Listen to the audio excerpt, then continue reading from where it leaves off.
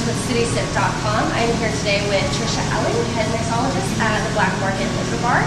She's here today to show us some of her cocktail recipes, perfect for the upcoming 4th of July holiday. Easy to make, fun, festive recipes that you can do at home.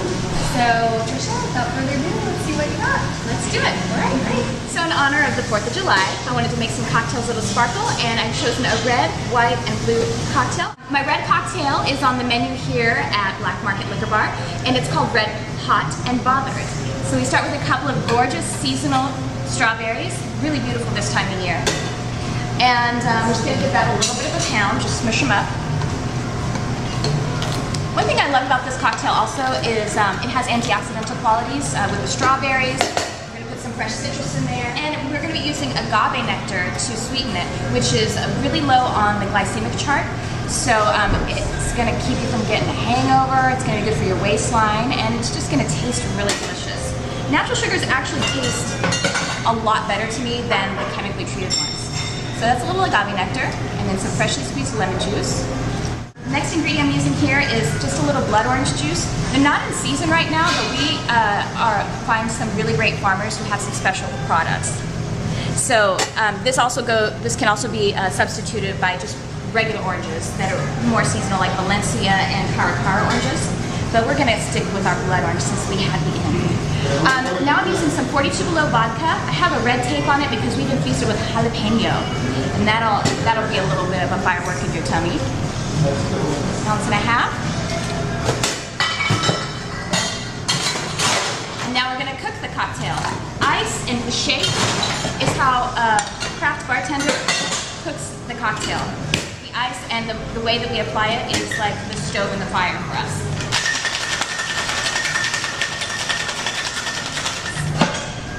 I'm going to just elongate it the tiniest bit with a really natural ginger beer. It's got real ginger, it's real ginger, and uses cane juice and not high fructose corn syrup. Just a tiny bit, just to lengthen it. Swish it around. Ooh, that's gorgeous. And our garnish. A little more sparkle. Some mint for aromatherapy. Bang it around a little bit to open up the veins of the mint so you can get it on the nose really well. And there we are, red, hot, and bothered. Next cocktail I'm doing is my white choice for the day. I'm actually doing a tiny tweak on a classic cocktail called the Bee's Knees. Now the Bee's Knees classically is gin, lemon, and honey. And I really wanted to feature this one for an audience because lemon and honey and spirit, if you have that at home, you put that together for some guests, they're going to think you're a genius. And today, to make it even a little more exciting, we're just going to add some egg white. I know what you're thinking. Some of you who aren't accustomed to drinking a drink with egg white in it, but let me tell you, this makes so much gorgeous texture appear in your cocktail. It bonds all the ingredients together, and it's actually a healthy choice. You don't have to worry about salmonella because it can't survive through any alcohol, and it's only on the exterior of the egg if it occurs. It's a really rare occurrence. And you're adding some protein, right? So you don't have to run tomorrow to have this cocktail. So we've added our egg white, and now I'm just gonna add the honey. Looks a lot like the agave nectar. So you have to make sure that you mark these differently. You might see that it's running a little bit more quickly, and that's because I've added a little bit of water. So if you have 12 ounces of honey, add 2 ounces of water, stir it up, and then it won't stick. So I'm doing equal parts lemon and honey. I'm doing 3/4 ounces on each. And so I'm going to add to it this gorgeous gin. It's actually, this one is aviation gin. It's what mixologists call a New Western gin. And New Western is referring to the fact that it's not necessarily made in England. It's not quite as dry as a London Dry gin, and it has less of the juniper forwardness and more supporting botanical forwardness like lavender, coriander, orange peel. So it's got a lot more baking spice tone to it. So I'm going to add 2 ounces of that. Jiggers are an important component for your home bar as well. And I'm going to aerate the egg first so that we can get a lot of, kind of like whipping a meringue.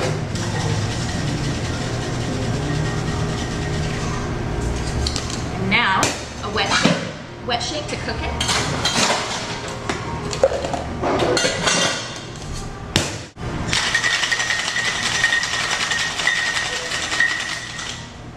Just a real hard shake, as hard as you can for 6 to 10 seconds, depending on what kind of application you want to make, achieve with the ice.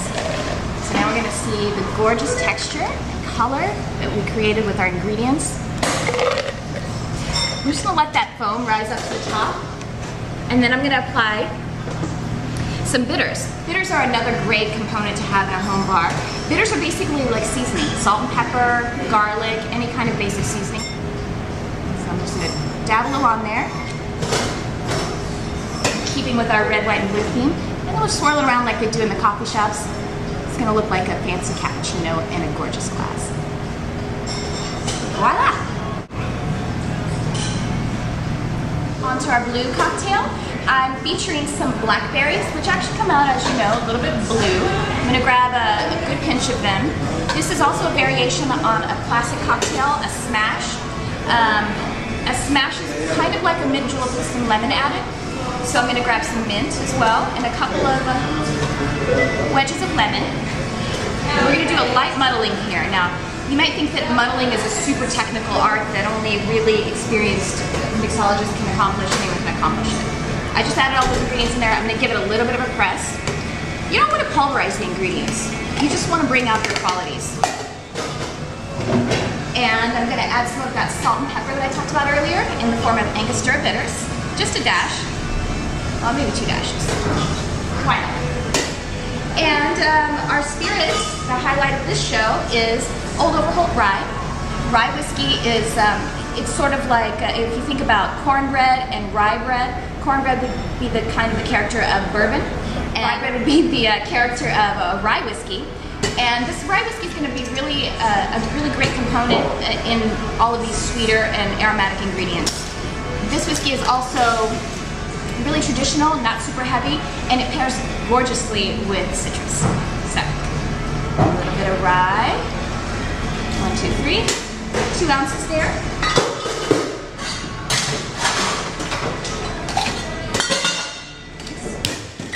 And the shake.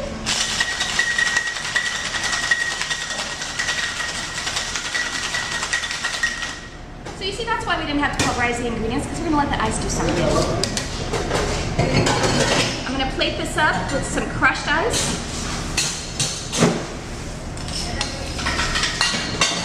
And that's going to continue to help the cocktail to progress. It's going to add more dilution as you're sipping.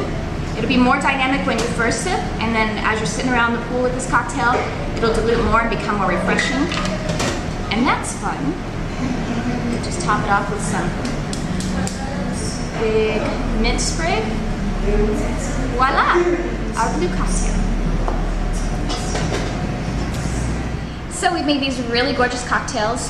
Most of them have natural sugars. Actually, all of these have natural sugars. They have some antioxidant qualities in the fresh fruits. However, since they're so delicious, you still might overconsume, and so I've come across this great product, Drinkwell. It is basically a multivitamin, but it emphasizes some B12 and manganese and some other things that would help you stave off what happens after you overconsume, which is, of course, a hangover we don't like to talk about. So I really highly recommend this. Take it every day as a multivitamin, and if you think you're going to drink a little bit too much by the pool, take an extra portion, and you might just fight it off.